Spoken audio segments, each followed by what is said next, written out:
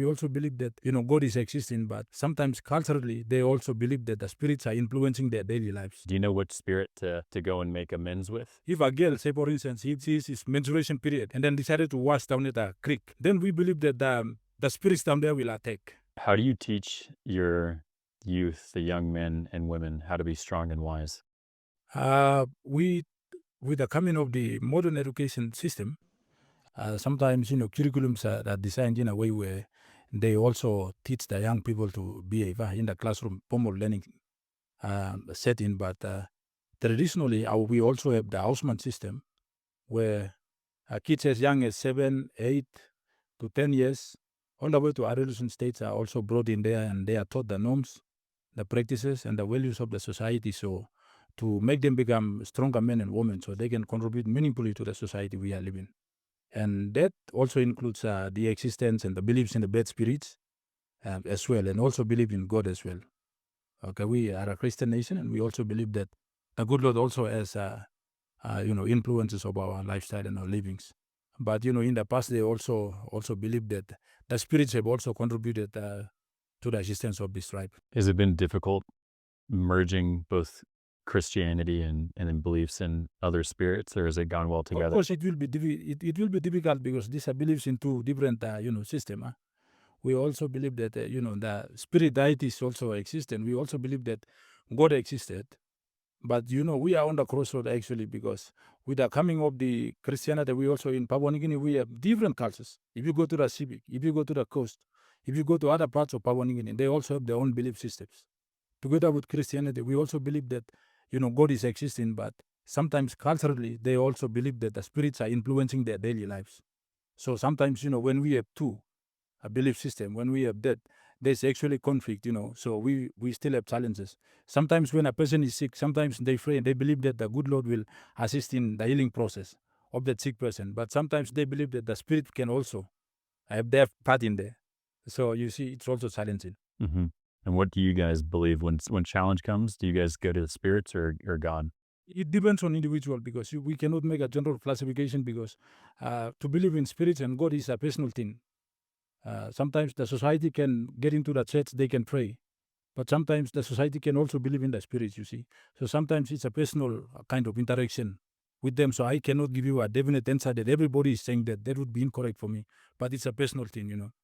And then to understand the spirits more, is there a specific spirit for things in life? Like, is there a spirit for relationships and a spirit for work, or how does that?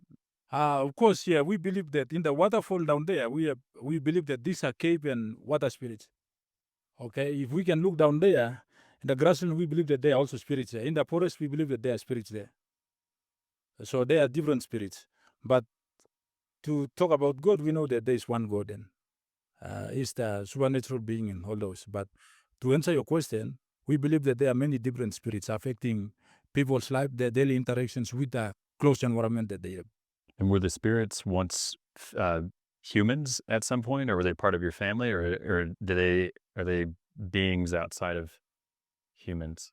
Uh, I think your question is not clear, so can you come again? Yeah, and I guess it's just trying to understand from my end is the spirits themselves, were they at one point like a human, or do they represent family members, or is it something completely separate, as if it is like God? Yes. I think we believe that the spirits are they they are on their own.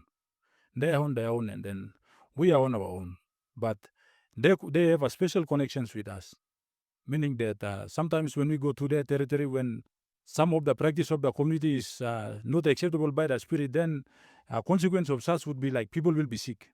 So then we have to reconcile with the spirit. So we have to kill a pig, we have to kill chickens, all those. So we try to reconcile. So we continue to live on our own, and then we don't disturb their interactions with the nature.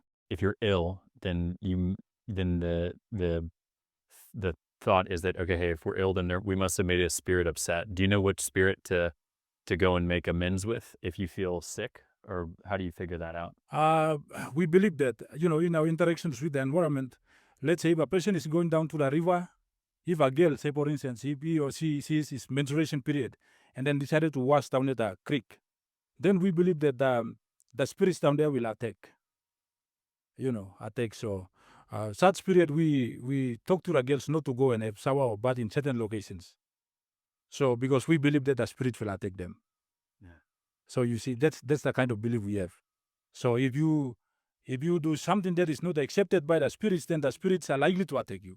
So all we do is we must try to maintain a good relationship with the spirits. So we continue to live. Wow. So one of the rules, it sounds like, is that if a girl is on her period, not to go to the river.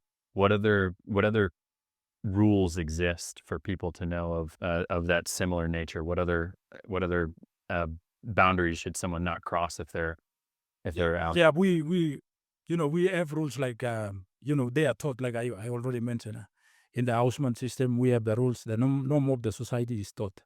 Like the girls are taught by their mothers, the boys are taught by their fathers.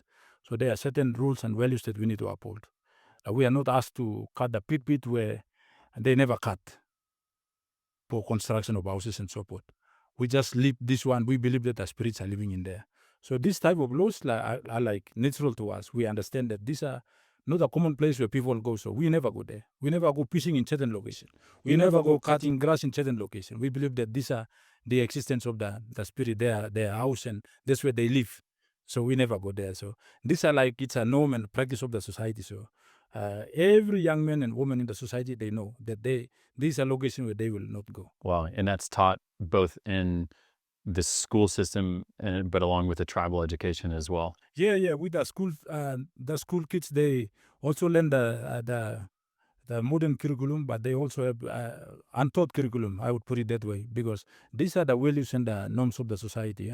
Yeah, like how to have a traditional villas. It's not taught in the curriculum that we have in Papua New Guinea, but it is taught in the outline or in our village. The fathers, they taught their sons.